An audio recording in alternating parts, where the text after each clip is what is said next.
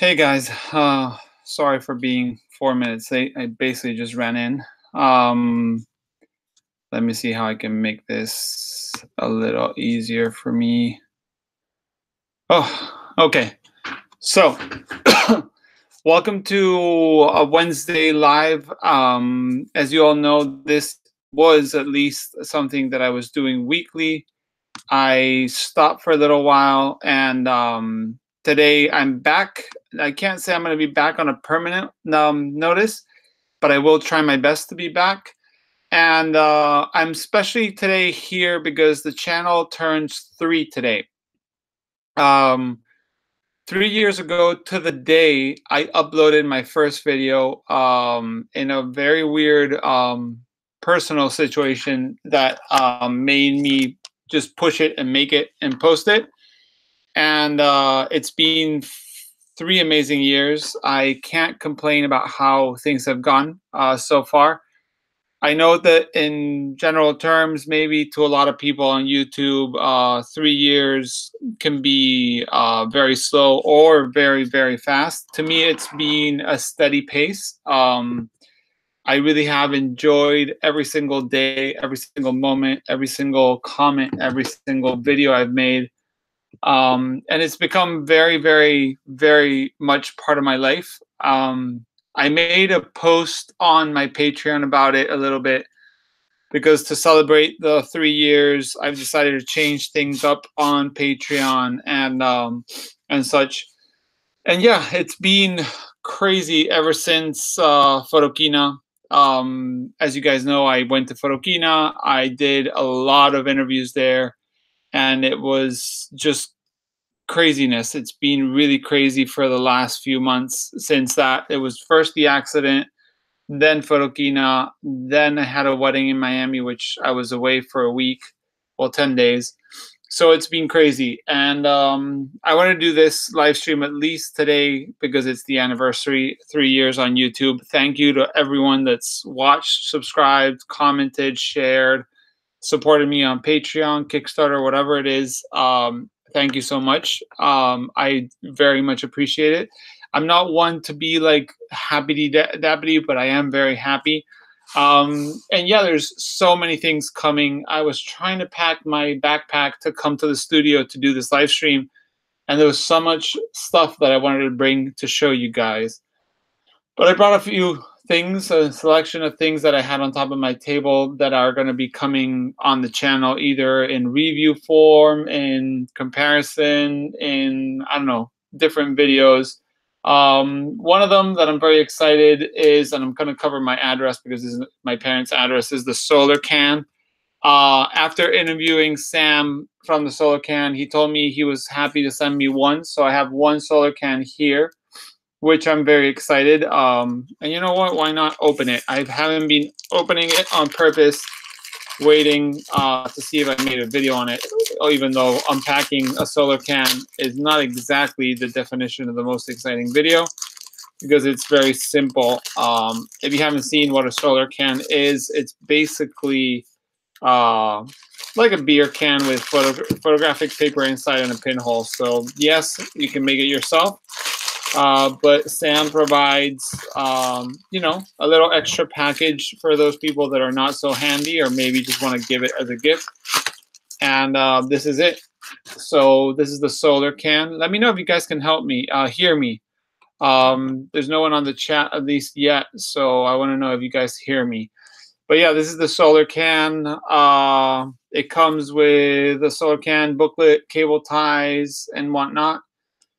Tells you what paper it comes, aperture, and all that. So yeah, this will be something I'll make a video on. Not that it has much complications to it. It's basically, as I said, a little pinhole in here with photography paper, photographic paper. So, oh, this can came a little squished. There you go. Popped it out. Has a little sticker on the front, and you can open it and, yeah, shoot it. It's a beer can. Thanks, guys. You hear me good. Nice to see you here, Alex, Dimitri, and Bill. But yeah, this is one of the things that I will be sharing and talking about soon. Not that I'm going to make, you can't really make a video shooting the solar can because it's like a whole months in picture taking, but still, I will try to do my best to talk about it. This thing has a way to set it up that's not so easy, so I'm gonna leave the lid without putting it on. Another thing that's here, I made that Jobo video about the reels, and the moment I finished the video, I realized that there was one reel that has been made by a third party that I didn't have and I hadn't ever been able to review. So I talked to Cat Labs. I've had a very good relationship with Cat Labs in the past and hopefully in the future. And I knew they had their CL L81 here.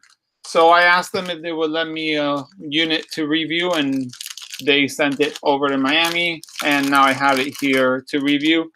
It's basically a reel to do 8x10 on a 2550 Jobo tank, which means you don't need the expert and the CPA, CPP machines. There'll be a lot more information about that, but I'm very excited to test this out, as I shoot a lot of 8x10, and I know a lot of people with the Intrepid are probably trying to get, you know, ways to develop cheaply. This is one of the ways, and that will be reviewed. Hey, Marco, nice to see you here. Burning, nice to see you. Rob, Hal, Jeff, nice to see you all, guys. As I said before, this is a 3-year anniversary kind of special video and whatnot. And another thing that got to Miami, and thanks to one of the subscribers that's become a very close friend, we chat a lot on different social medias and whatnot, and it's Hogarth. He's been here in the chat before. He has been using a 6x14 camera for a while, and he decided I had to try it. So he went ahead and ordered one for me.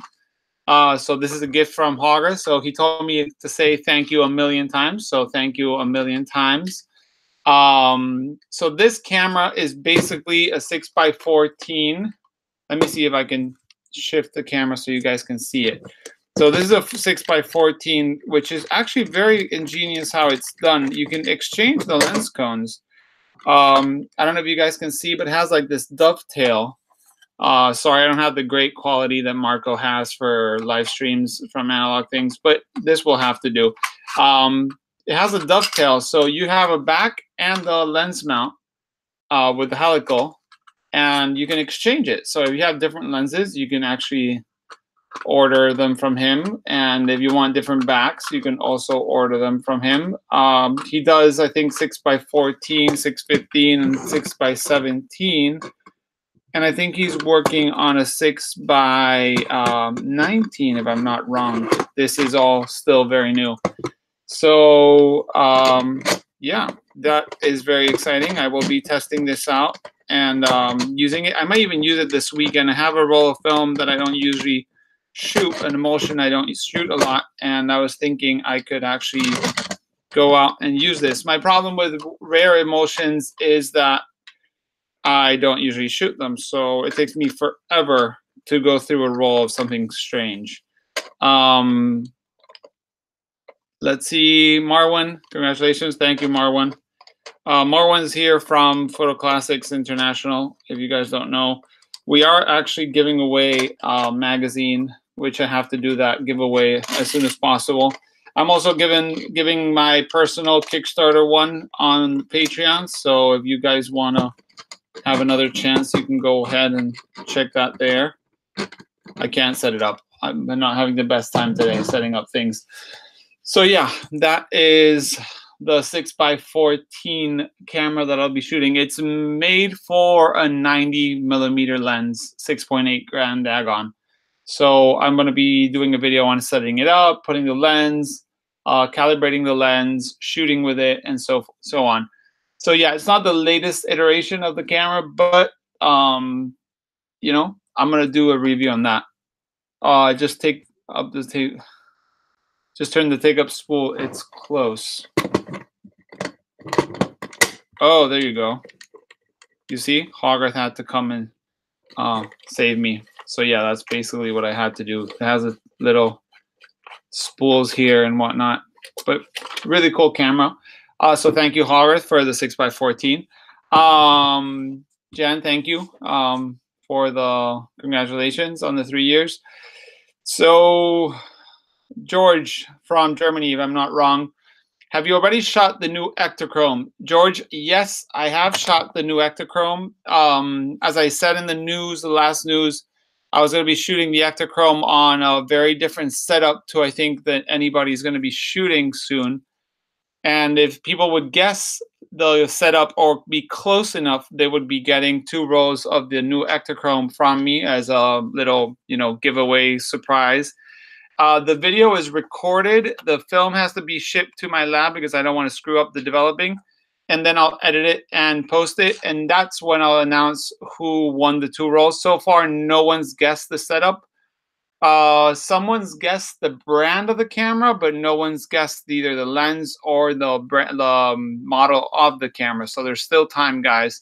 You can go to the latest news and leave your guess. As I said, it's a camera I've never shot before with a lens I've never shot before. And I don't know how many people have probably shot film on that lens, as it's a recent lens that probably most people are using for digital cameras. And it's a very cheap lens. So yeah, that's being shot. There's actually almost 3 videos that will be shot in Miami. I still have to edit. One with a little point and shoot that I got there. One with a half frame camera that I got there. So George, I ended up getting Olympus Pen F, which has become one of my funnest, or at least one of the funnest cameras to shoot. And the problem is the one I bought has a few little faults, so I think I might have to return it, even though I managed to shoot gaffer taping the whole camera and whatnot. But it basically stripped the film. The back opened a few times. The lens wouldn't focus at infinity. I mean, it had multiple problems. So I'm going to see if I can return it and find one in better conditions. But I really like the little camera. Hogger says, nice mustache, you bud. I'm not ignoring your comment. It's just I wasn't seeing it because I was higher up. The mustache was for a wedding I had in Miami, and it probably will go away. I know a lot of people had fun about it, but I'm not very comfortable with it, and my wife doesn't really enjoy it either. So that will probably be shaved away as soon as possible. So yeah, guys, 3 years doing YouTube videos. It's been super fun. It's basically going to be another 3 years of crazy amounts of content. I have one series that I'm going to have to heavily invest in time and resources. So hopefully whenever it is recorded, I had a meeting in Miami, actually Fort Lauderdale, with a friend, Dan Rubin. You guys might have seen him on Negative Feedback a few times. And Dan Rubin's a great guy. I met him in London a long time ago, and he came over to Spain. We met here, and we met there because his family is from Florida. And we had coffee for like 4 hours, so it was a very long coffee. And I discussed a few ideas I had for the YouTube channel.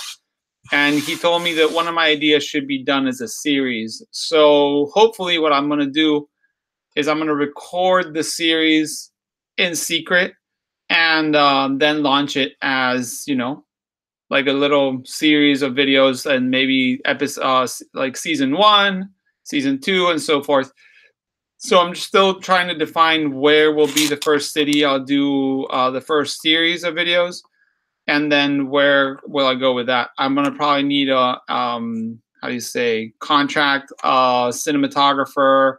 I'm going to contract maybe an editor and so forth, because I really want to do a good job with that. Analog Things, no. Burning Metal Freak, hot damn, the Analog Things dude is here. Shave it off on live broadcast. I probably would do a terrible job if I try to shave live. I'm already bad at shaving when no one's looking. George says, in Germany, there's a guy who repairs Olympus cameras. He worked at Olympus, so he knows what he's doing. The problem is the camera that I got was $145 plus shipping. And for that price, I don't know if the guy on eBay will want to reimburse me whatever the repair, but shipping it to Germany, getting it fixed and whatnot might be more expensive than the whole camera. So I might see if I can return it or keep it as, you know, with a bit of a discount just as a second camera for parts and such. But yeah, the little Olympus pen has become super, super fun to use. I actually wanted to do a project in Miami with the Olympus pen, and basically on the third roll in a row, the camera broke the film, or I broke the film by pulling too, advancing too much. People complain about 72 pictures being too many. I found 72 pictures was at that moment not enough, because I took a picture, went to advance, and totally tore off the film. So I had to wait till go back home, open the back in the dark, try to save the film, put it in a film canister, gaffer tape the film canister to ship it back here with me on the airplane. So hopefully I'll have 70 pictures or so that are okay. The last 2 are probably broken from that. So we'll see what happens. But yeah, very, very, lot of fun in Miami shooting that. The project that I started there, which I wanted to do more, I might go again next summer and try to shoot more. Just summer in Miami and the sun is not a fun thing. In November, I actually got sunburnt, and you guys can't see, but my neck has like a tan, a strap, and a tan from carrying the camera on my neck. I got a Gordy's strap. I don't know if you guys have ever seen the Gordy's strap, but they're the most simple leather strap ever. They're not uber cheap, but they're not expensive. So Gordy strap. I'm not affiliated in any way, but they're great. Let me see, Gordy's camera straps. But they're great. I've had them forever, and they work great. Just they would like. I didn't take a second camera because I didn't want the temptation to shoot more than one format, and I do regret not taking my Leica. But half frame just makes everything so much cheaper because you get double the frames per roll. But yeah, basically that. Also, another thing that I've mentioned in the news and maybe haven't said on the live stream, but yeah, now the channel is sponsored in part, or sponsored by Camera Store. I've been buying cameras from them. I shipped one to Europe. I made a video about that. And I shipped one to Miami, and I wanted to test out how fast the shipping and how easy it would be to ship across the ocean. And I bought it on a Sunday because, of course, the time changed. Sunday night, I bought it, which would be kind of almost Monday morning. And the camera arrived Wednesday during the day. So that's basically 3-day shipping. The camera was extremely inexpensive. It was more just for the fun of testing it out.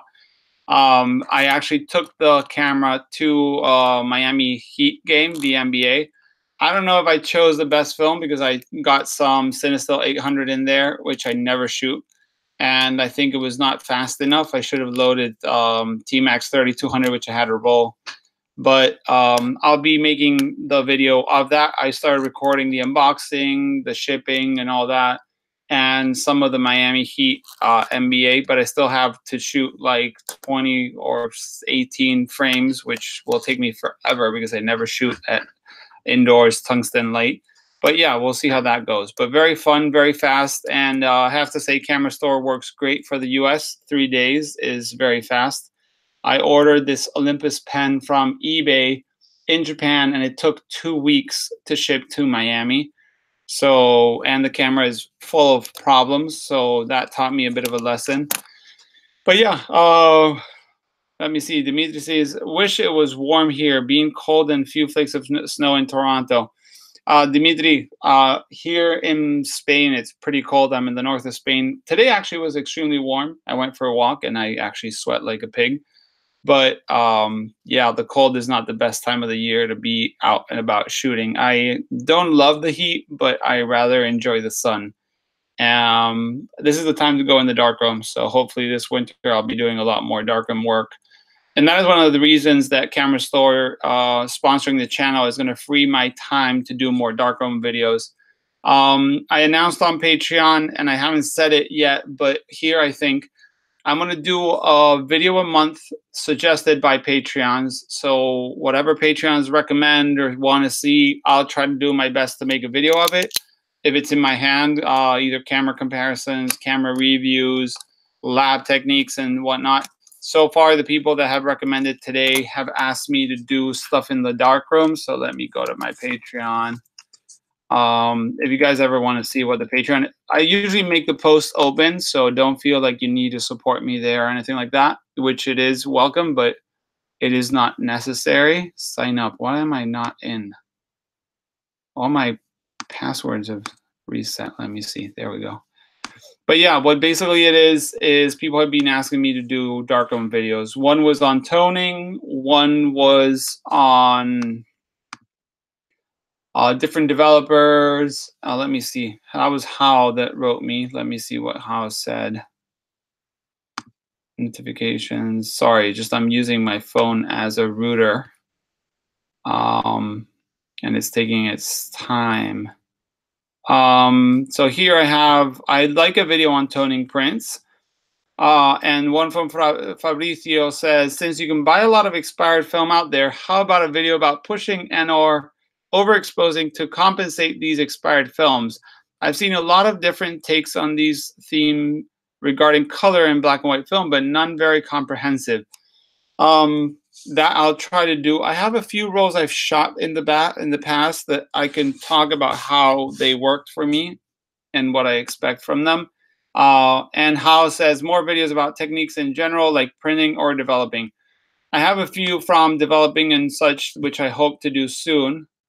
I have a thing of Cinestill C41, or well, Cinestill Monobath, which I'll be doing. It's DF96 if I'm not wrong.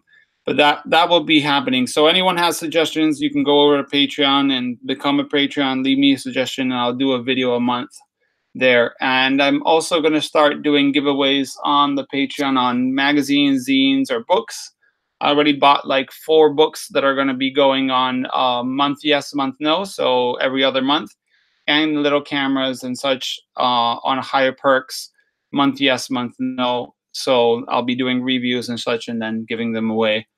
Let me see. Dimitri, good point. Need to go to the store and pick up chemistry and paper. Have film to develop from over a year ago. Yeah, that's time to do that. Also, Dimitri, I'm going to probably be in Toronto next summer. Probably try to see if we can do a quick meetup with people there. So if you're up to that, I'll be probably saying that 100 times more from here to there. George says, I hope that Kodak soon release Ektachrome in 120. That is a thing that I don't know. Let me grab a 120 spool. That is a thing that I don't really know if it's going to happen anytime soon. And I have different theories about it. But Kodak has been divided between Kodak Alaris and Kodak Rochester. So when Kodak went bankrupt, Kodak basically split into different, things. And Kodak Rochester makes the film, produces the film, but they take care of sales for cinematography film and marketing for cinematography film. So Super 8, 16 mil, 35, and 65. Those are the 4 formats for cinematography. And when they decided to bring back Ektachrome, they had in mind only to make it in Super 8, because they were going to launch that Super 8 camera that nobody knows what's happening about. And Kodak Alaris, which distributes the still photography, so the 120 film, the 35 film and such, I think said, hey guys, like if you're going to be making this film, why don't you cut it to 35? And Kodak Rochester has to sort of agree or not with them to make this. And when they decided to make it, they went to 35, and they're doing 35. There's still a bit of a weird mess between Kodak Rochester kind of marketing the still photography, even though they shouldn't, and Kodak Alaris is supposed to take care of that. Basically, so 120 would have to go through different hoops to be able to be made. Marco, thanks for being here, and talk to you soon. So 120 would have to be approved by Rochester and then requested by Alaris and then approved by Rochester and then distributed. Will it be done? I won't say it won't be done, but I say it won't be fast. I see like probably maybe Cinestill, who has a great relationship with Kodak, might say like, "Hey guys, cut me a few pancakes on 120, and we'll back it up and spool it and whatnot." If they have their own facility, which I don't know, and maybe we'll see them do that. But I don't know if Kodak will let that door open and not make it themselves. But yeah, hopefully they will make it, but I don't think it'll be fast. Burning says, try working on densitometers. That I promised, and I've been gathering my densitometers. Here's my little pocket one, which is a very little tiny densitometer, which I had the instructions somewhere, but it's very, very small. But I do want to do those videos at some point. But as I said, as I have no clue about densitometers, it might be like my learning curve on densitometers by Nico. So hopefully that will be happening at some point soon. But I do have them around, and hopefully we'll get that done. Probably winter, I'll try different developers and try different densitometers and such. House says, and seems like 120 and 4x5 might be impossible to come back. I mean, they do have the facility to cut 120 and 4x5. The problem is, do they really have the interest? I mean, Kodak Rochester probably makes, if they're selling the cinematography film, they're not so interested in pushing the still photography. Even though they might not be 100. And this is something I'm just saying from my own observations. It doesn't mean that that's how it is, but I hope to see 120 4x5 and such. I've shot only one of my rolls of 35. I'm thinking about how to shoot my second roll. It's kind of wintry here, and the colors are very dull, but still there's a bit of spring there, so I might load it on a camera and shoot some different stuff on slide. I just don't want to shoot it randomly. I did shoot the first roll a bit more randomly for the video. Jan says, seeing as how Fuji sells 120 E6 films for like €6 to €8 a roll, I think Kodak won't bother. That's something that's interesting, because the pricing for the Kodak Ektachrome, and let me go for a second to a European store and compare something, because I'm curious to show the prices here in Europe. So let me see, all products, films, 120 medium format film. Oh no, wait, we have to go to 35 film. Can I sort it by color? Doesn't let me sort. Filters, film format, film type, E6. Okay, so here in Europe, a roll of Provia 100 is €14.95. A roll of Kodak Ektachrome 35 is $13.49. I'm looking at photoimpex.com. So basically, the Kodak is a slightly less than €1 cheaper. Velvia 100 is €15.65, and Velvia 15 is $15.95. So Kodak has priced themselves very much just a tad cheaper than the Fuji. And I know that Fuji, you know, the color slide film in the States is a little cheaper. And let me just run quickly to a website in the States and check the price. But E6 film, let's see if that will work. Oops, I hate pages with different ads. E6 film, no, I don't want to get that. E6 film. Doesn't let you search as E6 film. That's great, thank you. Website. I don't even say the name of the store. How can you not search by just writing E6 film? Okay, so how do I find this now? Doesn't even have it under. This is horrible. Okay, I'm not even gonna look for that. Okay, sorry guys. But yeah, the E6, I know that in the States has been going cheap for like short dated rolls and such, but the 120 is not that cheap, at least not here in Europe. So let's see in the 120 film in the European store if that works. Filters, film type, color slide. So a roll of Provia is $7.79, a roll of Velvia is $9.50, roll of Vivia 50 is $9.30. A roll of 3 packs of slide film of lomography is 17, so that's around 5, almost €6 a roll. So yeah, I don't know if Kodak would try 120. Probably they would price it around $9 to $10. And honestly, even if Fuji's cheaper, a lot of people is not supporting Fuji because they're discontinuing film constantly. And there's a lot of trend towards Fuji, you know, the whole Fuji not film and such. So maybe they will try it and the price won't be that bad. But Ektachrome sold out much faster than anyone thought. I think people were very excited about it, even if the price is not much cheaper or even cheaper than Fuji. It's just a matter of having a new film in the market. Same thing happened with Burger. Burger's a brand I don't talk much here on the channel, mostly because the distributor in Spain that I buy from doesn't have it. So I've never bought it yet, never tested it yet. But one of the things that I got told is when they made the first batch of a Pancro 400, they expected that to last around a year, basically from they made it to distribute it to sell it at the stores, and it sold off in like 3 to 6 months. So they've been overwhelmed with orders. It's been crazy. So they've taken a while to restock enough of that film to start selling it back and putting it in the shelves again.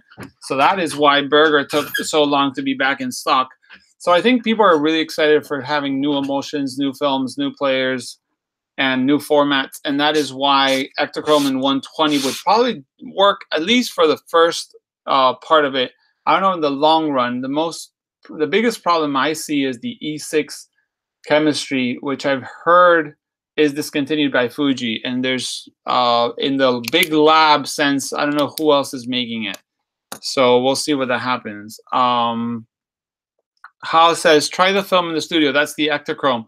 I should probably try that in the studio. I'm not a big slide studio guy. I would probably mess up terribly, but I can try my best to do that. I did get by Gossen a Gossen DG6 F2, a DG Pro F2 light meter. They sent me one after Photokina. The guy offered to send me a light meter, and I asked for one, and they sent me a nicer one. So I'll be using that and seeing how it does for metering slide film. But slide film, as you all know, is very, very sensitive to metering techniques. So hopefully I'll be able to meter properly. But yeah, I should try to do something in the studio, but I'm very rusty in the lighting studio scenario. Jan says, I would love to have Ektachrome as an option for sure. Me too. Like this 6x14 camera is one of those things that makes me excited to shoot slide film. Like seeing, you know, panoramic cameras on slide film and scanning and whatnot makes me, you know, sort of excited to buy some E6 120. So if it was Kodak that was delivered and available, I would probably buy some of the Kodak, but it's not available at the moment. So we'll have to wait. Let me see. M. Sulo says, hope these guys from Vienna launch their FP 100-ish film soon. Yeah, the date on the Super Sense was November 8th. They did have a few setbacks that they actually posted on their blog, which I don't know if I gave it the news about it, but I will in the next news show, which will come next week. But I mean, whatever they do come with is going to be a Kickstarter that will take a while to be done. I don't know what their time frame is, but I bet you at least a year and a half minimum to get something out and then see what comes out. Sadly, FP100C was pretty close to perfect, if not perfect. And I don't know if the substitute that they might produce will be something up to that quality. Probably very hard to make something that good at this time with the resources that they have. Fuji, remember, worked with Polaroid, developed this film, and has way bigger budgets than any other film brand out there at the moment. Jan Jansen says, I think Tatanal also use supplied labs with chemistry. I don't know about the mini labs, if Tetanol makes the chemistry for the big dip and dunk and such, which is what my lab uses. So we'll see. We'll see what happens there. Brian says Kodak does some custom orders, T-Max 10, 100 and 8x10 via Keith Canham. Just have to get a group order, some amount. Ektachrome next. Yeah, Kodak does make special orders for whatever format you want. Actually, I had an interview with Keith Canham, which he talks about someone that ordered, I think it's 24-inch roll and then like just rolls of it. So they shoot like a meter by 24-inch color photography. They'll do anything you want if you have the minimum order, which is around $13,000 at the moment.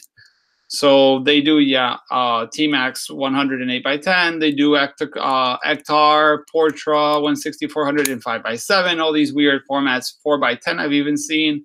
11 by 14. I'm on the list for that, even though I never have the budget to order that. Because the color is bought by someone that does the minimum order in one go. And then whoever wants to order more has like a week.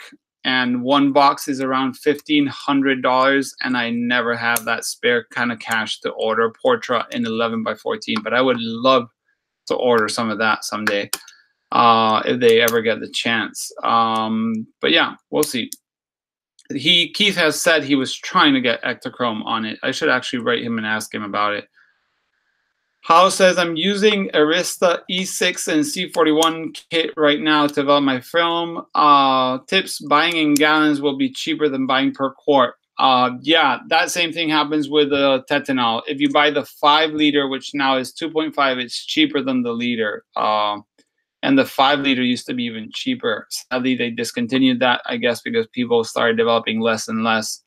Pedro says, happy birthday. Thank you, Pedro. Batter says, hey, how are you doing, Nicoleta? What is the favorite medium format camera? My favorite medium format camera, I think, has ended up being the Mamiya RZ 6x7 for a number of reasons. First reason, 6x7 format is my favorite of all film medium formats. Second, bellows is a huge benefit for depending on what you're shooting. Another thing that I love is the revolving back, the lenses, the way you use the camera is amazing. To me, my favorite camera. Only big problem I see on the Mamiya RZ67 is one, the size and the weight, which is not a small camera, and I'm not a small guy, but still it can get heavy and bulky. And second problem is the max shutter speed is 1/400th of a second.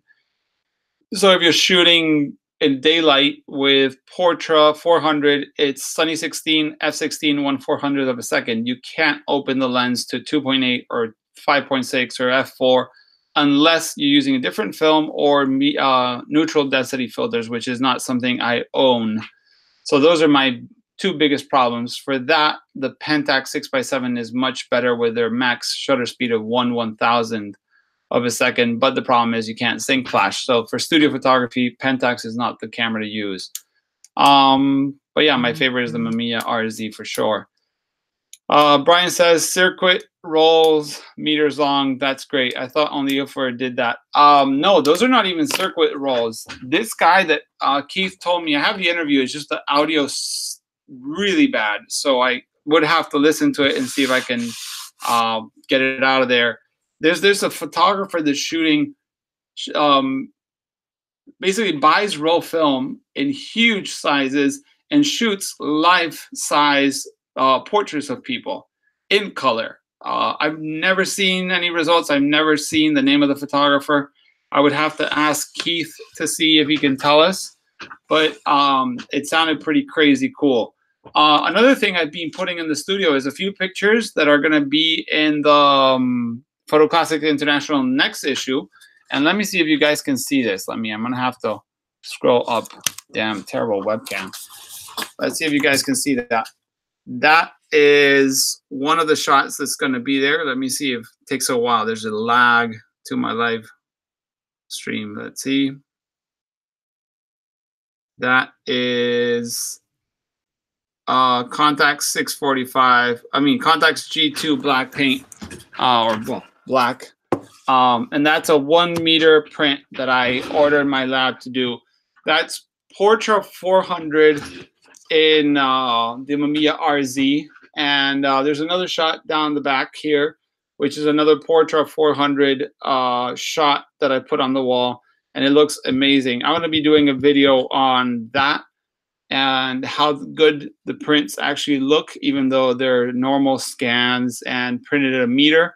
You can get close up and still see pretty much detail and sharpness up close. Of course, they're prints that are thought to be looked at from a little further away. They're 1 meter on the long side.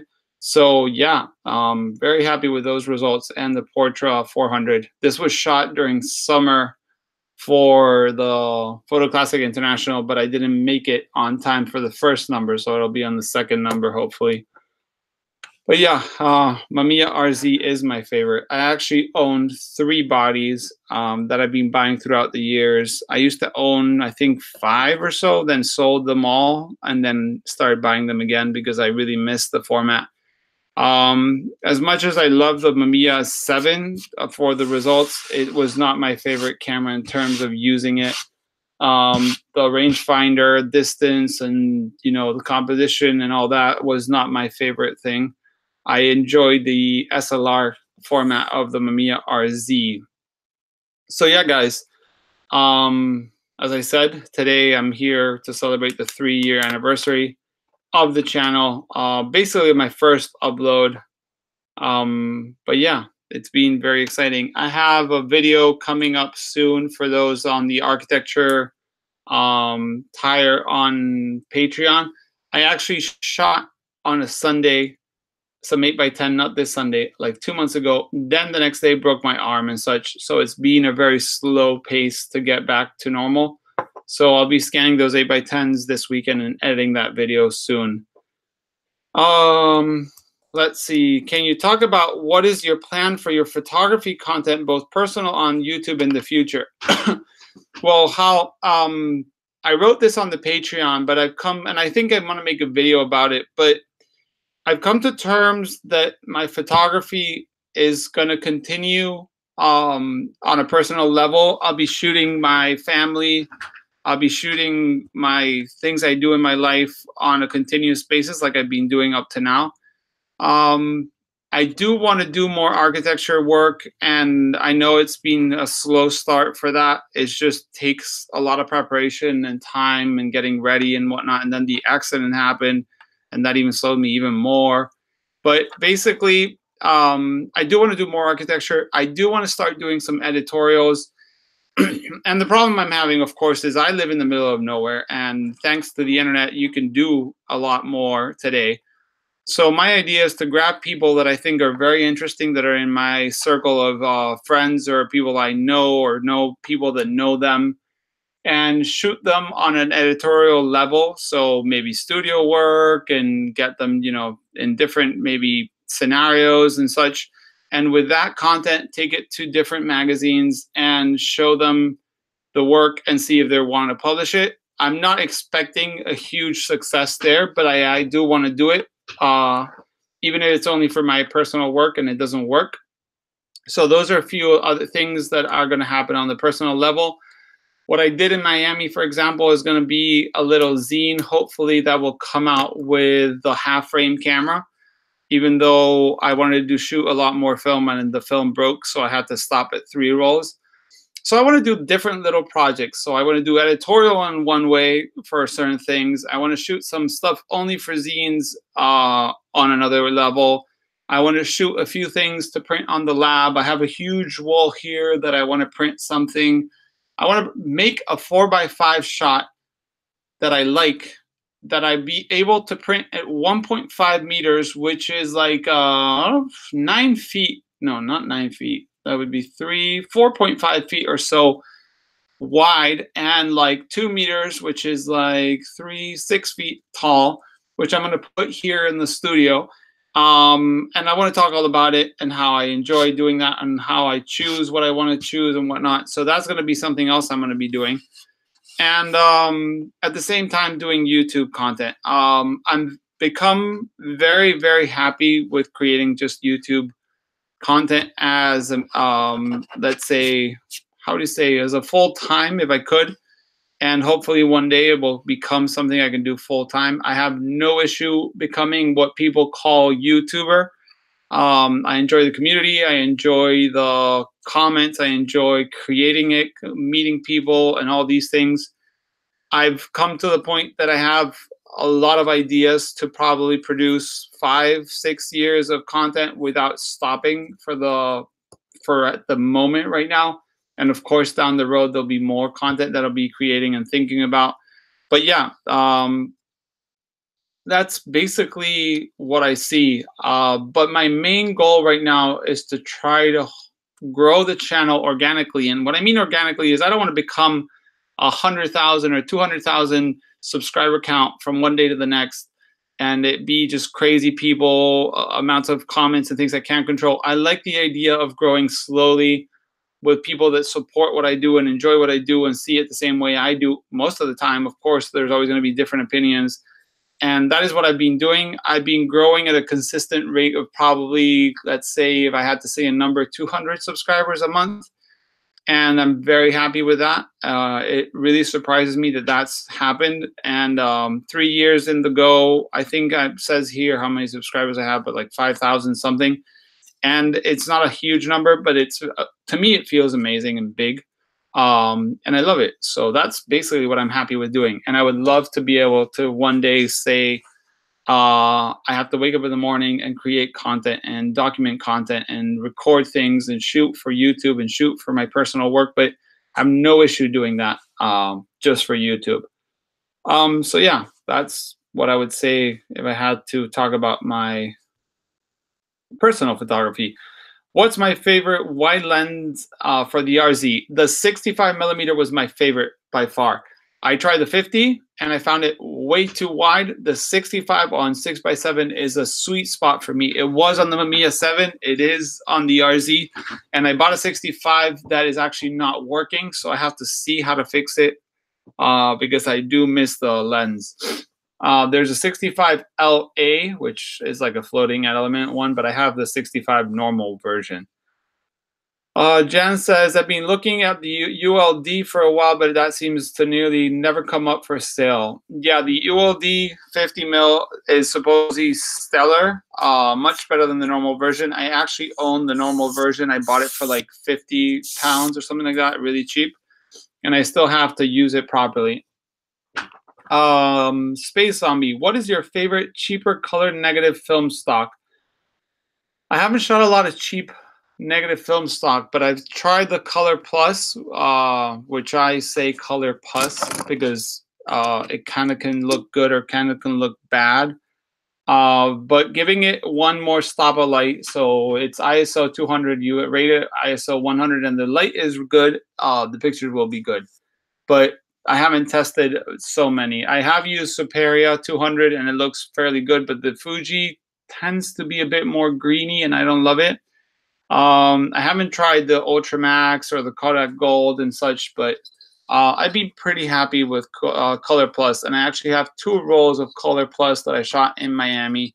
So I will be sharing some of that soon.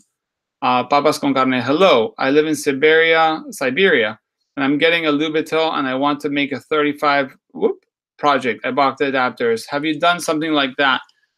I've bought the adapters to shoot 35 on the Pentax and never got to use it. But a lot of people have a great time. Just, you know, bear in mind that you're going to have to shoot the one roll, take it to a darkroom, unload it, and then, you know, keep on going.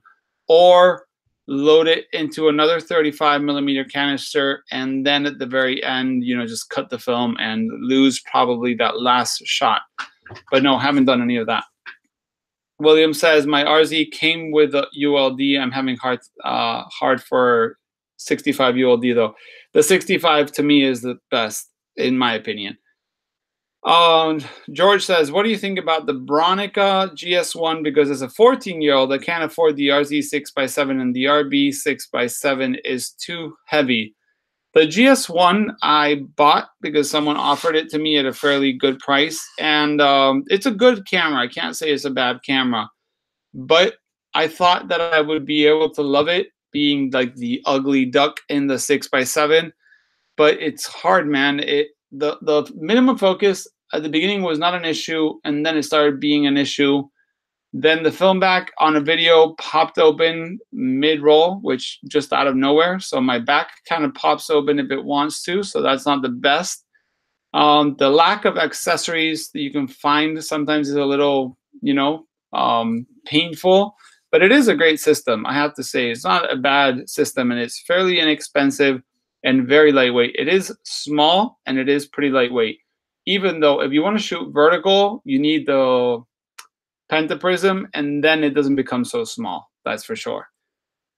Jan says, I saw a very cheap 65 with floating element a couple of months ago. Sadly, when I had the money for the lens was gone. Haven't seen an MLA or whatever the type since. Yeah, the 65 is good. The 65 normal version I found very good too. So I can't say the LA is better because I've never used it, but that's what people say. Cohen, sorry. Bit late, but hello, Nico and everybody. 3 years already. Congrats. Thank you, Cohen. Yeah, 3 years. Michael says, congratulations on your 3rd anniversary, Nico. Many thanks for all the time you give us, the photography community. It's very much appreciated. Thank you, Michael. I'm telling you, it's been a few months of craziness between the accident and Photokina and the content coming from Photokina. All the interviews were finished. I wanted to finish before I left. Actually, 2 of the videos were posted while I was flying to Miami. And I have one more video, which is about the Voigtlander 35 f2 lens. I recorded the audio, didn't like it, and I have to re-record the audio, see if I like it better, maybe do a little script about it. But that will be the last video from Photokina, at least that I, made purposely. There was one more video I wanted to do, but the results from the camera we used was not spectacular, so we decided not to make a video about it. But yeah, I'm very happy to share the time that I share on YouTube creating the content and making all this.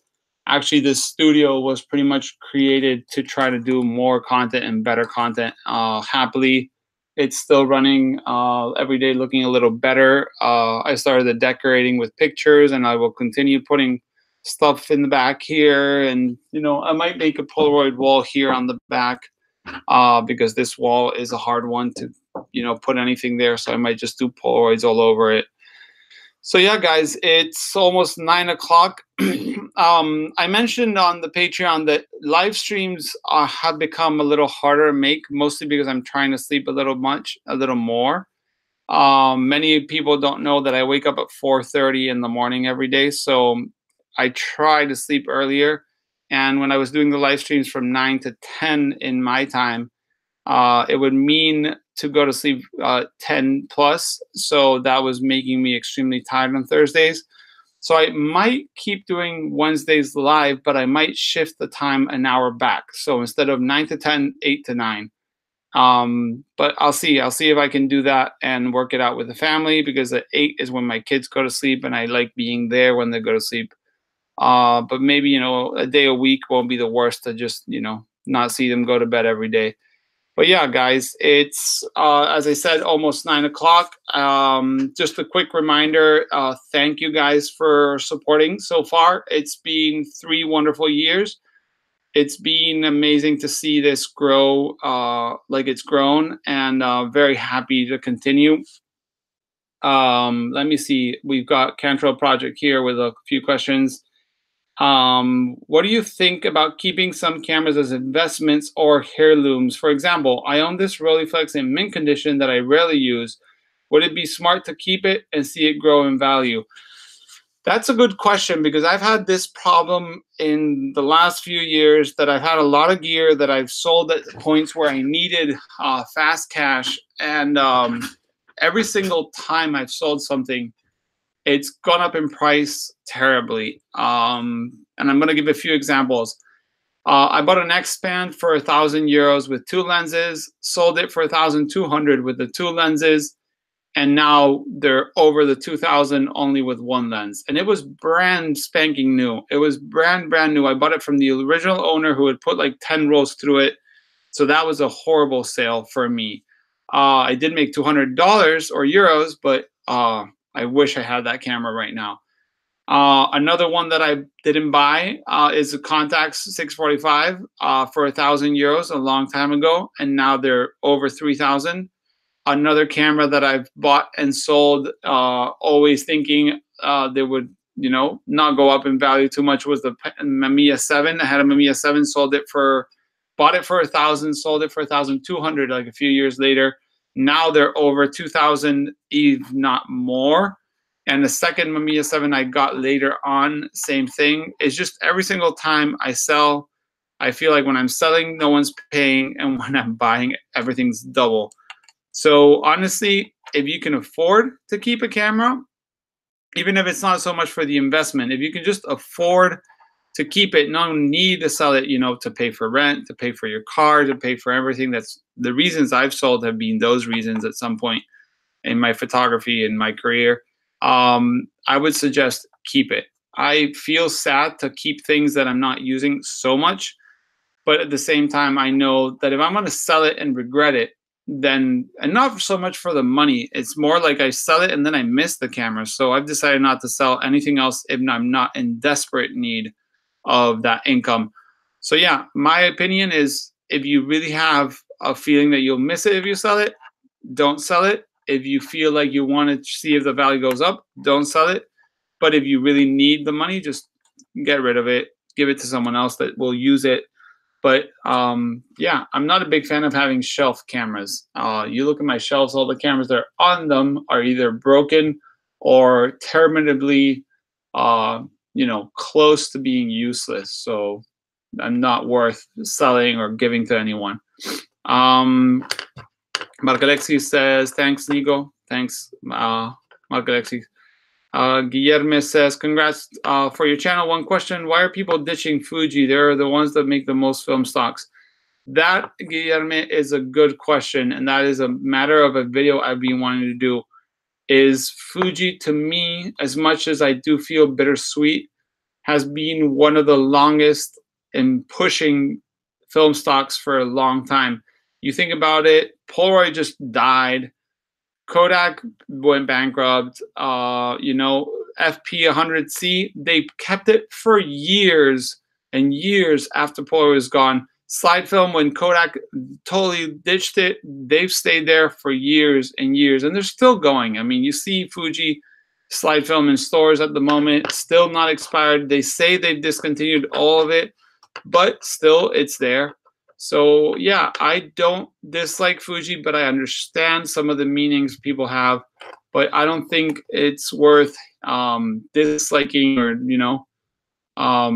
ditching Fuji because of that. I think they just made the better decisions to make it profitable to them, to make something different and shift their market. Instax is hugely popular. I've actually just got a Fuji Instax Mini because I'm curious to see what's the hype about it, because I've never seen it and I'm curious. Plus my kids are in a good age for them to start shooting stuff like that. And I'll be making videos on that. But yeah, I don't see why people would dislike Fuji so much. Jan Jansen says, ouch, hearing these stories hurts. I have so many stories about buying and selling gear that doubles, triples in price. But I'm telling you, I'm not into the buying and selling gear market. I tried at some point and I was terrible. So I just decided to keep every camera that I can. Guillermo says, we should support Fuji so they reconsider discontinuing film. That's what I tried to say. I think there's no bad reason to shoot film or any film. And the same, we can all enjoy Impossible or Polaroid Originals or Fuji or Rolly or Adox. We should all be, shooting a bit of everything and enjoying what we like. But yeah, guys, it's 9:03. It's been an hour live. Thank you so much for joining. Thank you for the 3 years we've had so far. I really have a lot of things coming, more than I can mention or think about right now.